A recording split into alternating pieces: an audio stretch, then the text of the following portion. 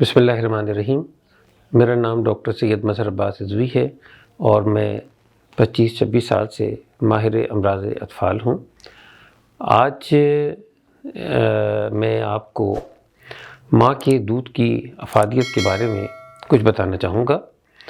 और इससे पहले कि मैं बात करूँ, आपको अगर मुझसे गाइडेंस की ज़रूरत हो तो आप दिए गए फ़ोन नंबर पे राब्ता करके मुआयने का वक्त का तयन कर सकते हैं। बात हो रही थी माँ के दूध और उसकी अफ़ादियत की।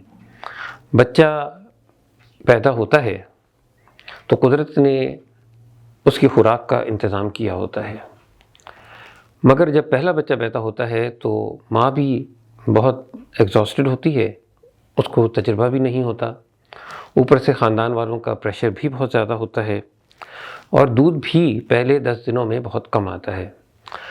और तीसरी बात ये कि हस्पतालों में नर्सों और डॉक्टर्स के ज़रिए भी दूध कंपनी वालों ने काफ़ी ज़्यादा एक जाल फैलाया होता है और वो जब पहले 2-4 घंटे दूध नहीं पी रहे होते तो फटाफट दूध लिख दिया जाता है और बच्चा, बल्कि माँ जो है वो बच्चे का तोहफ़ा साथ लेके दूध के तोहफ़े के साथ ही घर पहुँचती है।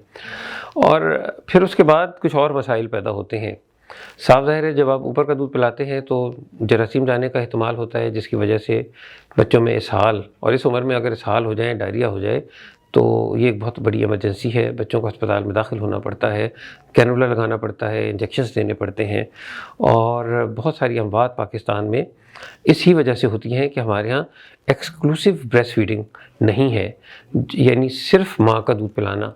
हमारी किताबों में दर्ज ये है कि बच्चे को सिवाय माँ के दूध के 6 महीने तक कोई चीज़ मुँह में न डाली जाए, घुट्टी, चुस्नी, कहवा, पानी तक नहीं पिलाना। तो फिर दूध पिलाने की या ऊपर का दूध पिलाने की तो कोई बात या वजह समझ में नहीं आती। अब मसला ये होता है कि फ़र्ज़ करें किसी घर में एक बच्चा पैदा होता है, बहुत अरसे के बाद होता है, उन्होंने एक पहला बच्चा है और बच्चा रोता है। अब वो ये समझते हैं कि जो बच्चा भी रो रहा है वो माँ के दूध की कमी की वजह से रो रहा है। हालांकि बच्चा बेशुमार वजूहात से रोता है, जिसमें बहुत कॉमन वजह कोलिक होती है, बच्चों के पेट में गैस होती है। इसके अलावा ना तजुर्बेकार बच्चा होता है, ना तजुर्बेकार माँ होती है, दूध शुरू के दिनों में आना नहीं होता, कम आता है, बहुत कम आता है। उसके बारे में एक और बात बताऊं कि पहले 2-4 दिन जो है वो कोलोस्ट्रम इसको कहते हैं, जो एक पीला मादा होता है, ये निकलता है और इसको कुदरती घुट्टी कहा जा सकता है। ये बच्चे के लिए बहुत ताकतवर होता है, इसमें इम्यूनिटी बच्चे की बूस्टअप होती है, ऐसी चीज़ें होती हैं जिसकी वजह से बच्चा माँ के ज़रिए एक यूँ समझ लें हिफाजती टीके उसको मिल रहे होते हैं, वो तमाम एंटीबॉडीज़ उसके जिस्म में जाती हैं, जिसकी वजह से वो उन बीमारियों से बच सकता है। और ये हमारे यहाँ अक्सर निकाल दिया जाता है कि ये प्रेगनेंसी का दूध था और ख़राब था, इसको फेंक दिया जाए और बाद में दूध दूसरा पिलाया जाए, तो ये बड़ी गलत फहमी है और इसको किसी सूरत में नहीं फेंकना चाहिए। माँ को चाहिए कि बच्चे की पैदाइश के फ़ौरन बाद दूध पिलाना शुरू कर दे। अब यह है कि जितना बार दूध पिलाया जाता है उतना ही दूध आता है।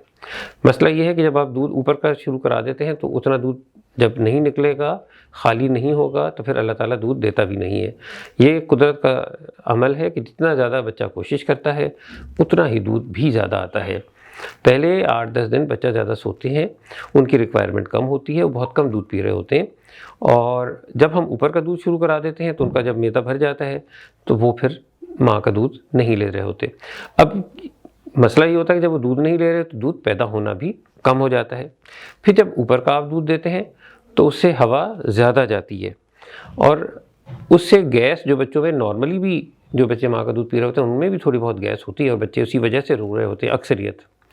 तो जब आप ऊपर का दूध देते हैं उससे और गैस जाती है, बच्चा मज़ीद रोता है, माँ समझती है कि दूध और कम है, बच्चा भूख की वजह से रो रहा है, फिर और दूध पिलाती है और बच्चा रोता है, फिर डॉक्टर के पास चेंज करते हैं, अगले डॉक्टर साहब एक और दूध बता देते हैं। साफ ज़ाहिर जो ऊपर का दूध है फीडर के ज़रिए जाएगा, आप सुलाने के लिए चुस्नी भी पिलाएंगे तो फिर हवा जाएगी अंदर, फिर बच्चा रोएगा।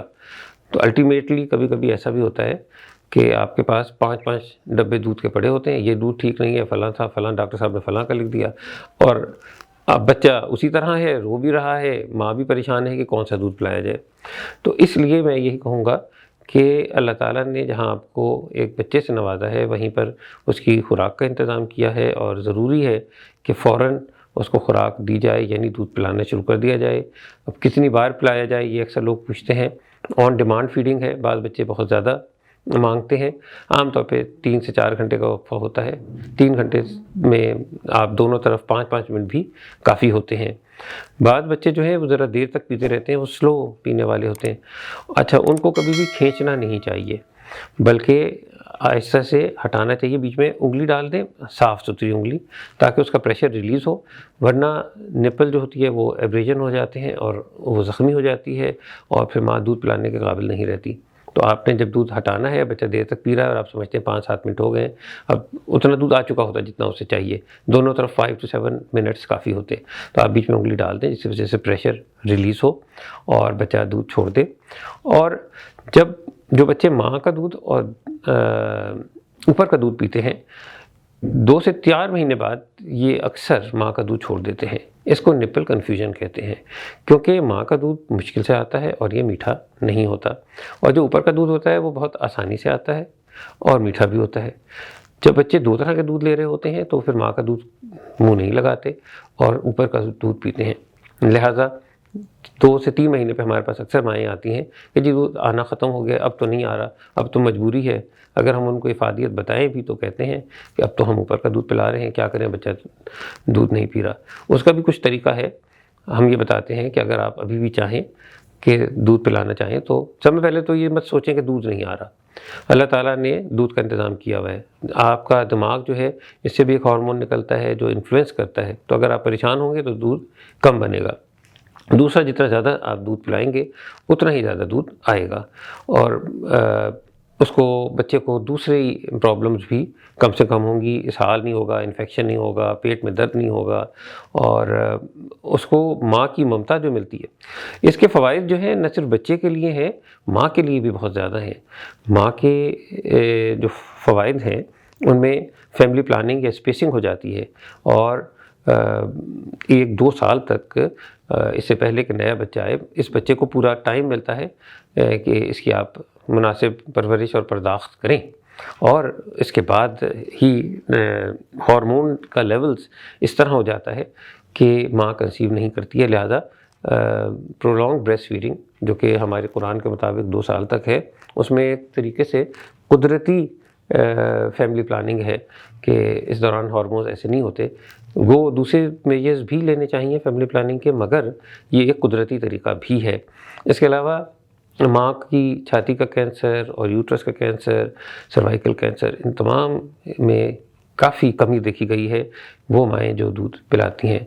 इसी तरह उनमें एक्स्ट्रा चर्बी नहीं जमा होती है, उनका फिगर अच्छा होता है, बजाय इसके कि ये समझाया गया है कि नहीं, दूध पिलाने वाली माएँ जो हैं उनका जिस्म बेडोल हो जाता है या वो पुरकशिश नहीं रहता। ये बिल्कुल गलत बात है। इससे बच्चे को फ़ायदा है, माँ को फ़ायदा है, इकोनॉमिकल फ़ायदा है। एक गरीब आदमी है, वो ऊपर का दूध पिला रहा है जिसमें पानी भी ज़्यादा डाल रहा है ताकि वो बच्चे को पूरा हो। इतना महंगा दूध जो 1500-2000 रुपये का हफ़्ता भी ना चलता हो, तो उससे फिर मसाइल पैदा होते हैं। इसलिए मेरी यही एडवाइस है कि माँ का दूध सबसे बेहतर और वही पिलाना चाहिए। पहले 6 महीने सिवाय माँ के दूध के कुछ नहीं देना चाहिए।